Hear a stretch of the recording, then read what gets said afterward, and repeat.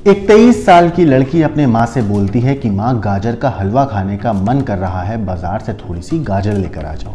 माँ जो है बाजार जाती हैं और गाजर की खरीदारी कर कर वापस घर जो है लौट रही होती है। तभी वो देखती हैं कि घर के दरवाजे पर उनका दामाद खड़ा हुआ है। सास अपने दामाद से पूछती हैं कि तुम यहाँ कैसे खड़े हुए हो। इतने में सास की नज़र जो है दामाद के हाथ पर पड़ती है तो उसके हाथ पर खून लगा होता है।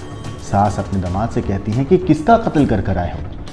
दामाद ये बात सुनकर सास का हाथ पकड़ता है और घर के अंदर ले जाने की कोशिश करता है, मगर किसी तरीके से सास अपना हाथ छुटवा कर वहाँ से भाग जाती हैं। वो महिला फौरन जो शख्स जो उनका दामाद था उसके घर पहुँचती हैं, उसकी माँ को पूरी बात बताती हैं और फिर दोनों महिलाएं उस बुजुर्ग के घर पहुँचती हैं। लेकिन तब तक वहाँ से उनका दामाद फरार हो चुका था। महिला जो है कुछ समझ में आता नहीं है कि हुआ क्या हुआ था, कैसे वो यूं इस तरीके से क्यों खड़ा हुआ था, हाथ पे खून क्यों लगा हुआ था। कई सारे सवाल थे जिन्हें अनदेखा करके वो महिला घर के अंदर दाखिल होती है। मगर जैसे ही घर के अंदर जाती हैं वो अपनी बेटी निकिता को आवाज़ लगाती हैं कि बेटा मैं घर आ गई हूँ, गाजर ले ले। लेकिन निकिता कोई जवाब नहीं दे रही थी। कुछ पता नहीं था कि निकिता है कहाँ। इसके बाद महिला जो है दोबारा से अपनी बेटी को आवाज़ देती हैं, फिर से कोई जवाब नहीं आता है।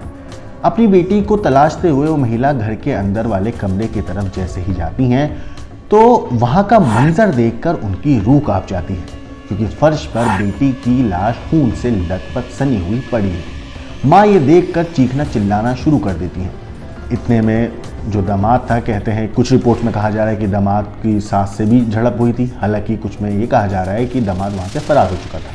बहरहाल रिपोर्ट्स के मुताबिक जब ये सारी वारदात हुई तो बेटी की लाश को खून से लथपथ देख जो माँ थी वो बेरहमी से बिल्कुल बेसुध होकर बदहवास होकर चीखना चिल्लाना शुरू कर देती हैं। महिला की आवाज़ सुनकर आस पड़ोस के लोग जो हैं वो एकदम आ जाते हैं, मगर कुछ समझ में नहीं आता कि आखिर निकिता को किसने इस तरीके से मारा। मगर फिर सास के दिमाग में बात आती है कि कुछ देर पहले ही उन्होंने अपने दामाद को खून से सने हाथों के साथ घर के बाहर खड़े हुए देखा था। वो फ़ौरन जो है इस बारे में अपने रिश्तेदारों को, अपने पड़ोसियों को बताती हैं कि कुछ देर पहले अंशुल जो था वो घर के बाहर खड़ा हुआ था और उसके हाथ पर खून लगा था। पुलिस को इत्तला दी जाती है। पुलिस मौका वारदात पे पहुंचती है और फिर उसके बाद लाश को कब्जे में लेके पोस्टमार्टम के लिए लाश को भेज देती है और मामले की तफ्तीश शुरू कर देती है।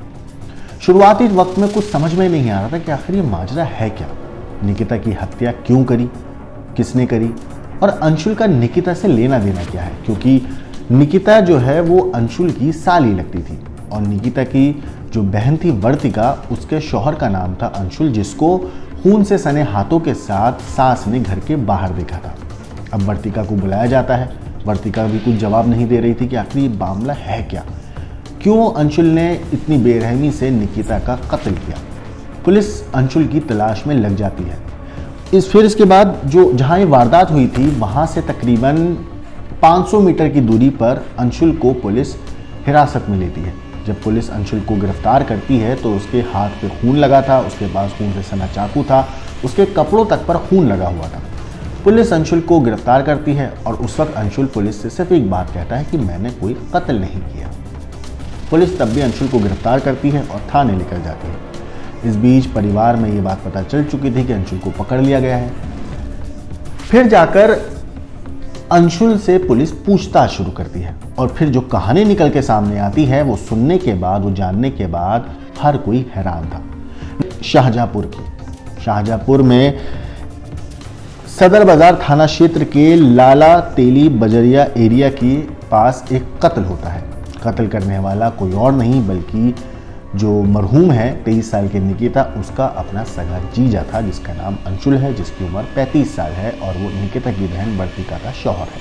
हुआ कुछ यूं कि मंगलवार 17 तारीख को सुबह के 11 बजे के आसपास का वक्त था जब निकिता ने अपनी माँ से गाजर लाने के लिए कहा और वो चाहती थी हलवा बनाना, क्योंकि काफ़ी दिनों से उसका मन कर रहा था हलवा खाने का। तो अपनी माँ से बोलती है और माँ गाजर लेने के लिए मार्केट चली जाती है। इस बीच अंशुल जो है, निकिता का जो जीजा है, वो घर पर आता है और वो निकिता से सिर्फ एक बात कहता है कि तू मेरे भाई से शादी करेगी या नहीं। अगर आज तू मना करती है शादी के लिए तो आज तेरा काम तमाम कर दूंगा।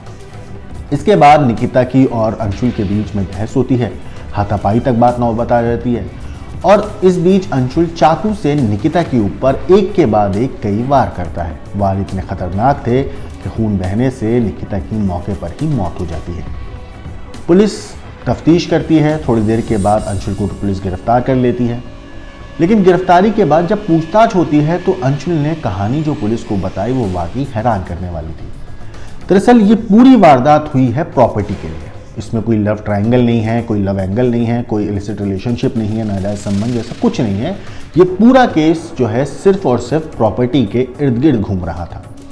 असल में निकिता की 2 बहनें और थी। एक का नाम सोनाली था और एक और उसका भाई है अंकुर, और एक निकिता और एक वर्तिका, यानी कि 3 बहनें एक भाई। निकिता के पिता की कुछ साल पहले मौत हो चुकी है, तो घर में सिर्फ बुजुर्ग माँ थी। अब निकिता के पिता की मौत के बाद उनकी जो सरकारी नौकरी थी उस पद पर उसका भाई अब नौकरी कर रहा था। जब ये वारदात हुई तो घर पे सिर्फ निकिता और उसकी बुजुर्ग माँ थी। भाई नौकरी करने गया हुआ था। दूसरी बहन सोनाली, उसकी शादी हो चुकी है, और एक बची वर्तिका जिसके पति ने कत्ल किया। वर्तिका ने तकरीबन 5 साल पहले अपने पड़ोस के रहने वाले अंशुल से लव मैरिज करी थी। रिपोर्ट्स के मुताबिक अंशुल जो है शराब पीता था, हर रोज़ लड़ाई झगड़ा करता था। इनकी कोई औलाद नहीं थी और इसी को लेकर दोनों के बीच में आए दिन झगड़ा होता रहता था। लेकिन निकिता के जो परिवार वाले थे, यानी कि अंशुल के ससुराल वाले, उनके पास प्रॉपर्टी बहुत ज़्यादा थी। तो अंशुल चाहता था कि निकिता की शादी उसके छोटे भाई से हो जाए, ताकि जो प्रॉपर्टी है वो किसी बाहर वाले को ना मिले। सारी प्रॉपर्टी अंशुल और उसके भाई और उन्हीं लोगों के घर के अंदर ही रहे। इसी वजह से वो प्रेशर बना रहा था अपनी साली के ऊपर, निकिता के ऊपर, ताकि निकिता शादी के लिए हाँ कर दे और वो अपने छोटे भाई की शादी निकिता से करा दे।